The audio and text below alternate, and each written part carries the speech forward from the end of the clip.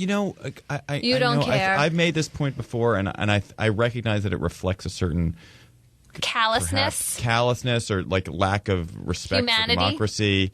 But honestly, China has accomplished the greatest human rights benefit of any nation in the history of the world in the last 2 decades. I mean, the economic growth of China and the fact that it has lifted hundreds of millions of people out of abject poverty. Now, abject poverty that it has? Yes. Hundreds of millions? Hundreds of millions. Is an incredible accomplishment, unparalleled in human history. Unparalleled. And yes, it has come with, it is not the system of government we would design. It is not the economy we would design. It is not the treatment of free speech that we would design. And there's corruption. It's the one party state is deplorable. But man, I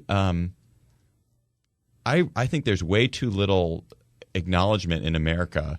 This overemphasis on the political suppression of China, I think, makes us lose sight of the fact that there's an economic miracle for millions and millions of people that has made such a big difference, and we should not forget that. I agree with it. We shouldn't forget that, but I feel like what you're saying implicitly is that the human rights problems China still have take such a back seat that we should sort of shove them under the rug, that they're not really worth raising. And it also sounds to me like you're arguing that they need to be repressive in the way that they are, that is part of why they've been able to lift people out of poverty and accomplish that economic achievement. And I just don't think those things are necessarily tied together in that way. Right. And if the suppression of one although in this case it's not one class of people, but one group of people, we can't sign up for that just because they've done well in some other way.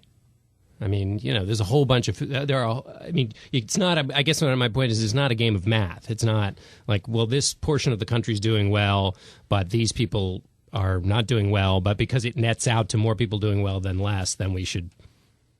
Well, actually, I kind of think that's sort of true. Actually, I guess I do. I think I may have a but why do you million think utilitarian calculus here, all right, which is that. But in the United States in the in the 1860s, when people said, "Look, the economy of the South will die if we don't continue to suppress and enslave this group of people."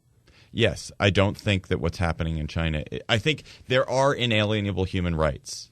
And what those inalienable human rights are have I guess maybe they're not that inalienable. You have a right to freedom. What? You have a right to freedom. You have a right to earn a living. You have a right to family. You have a right to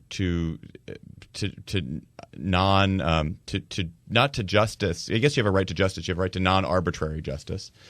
I'm not sure that the right to assemble and the right to self-govern are inalienable human rights.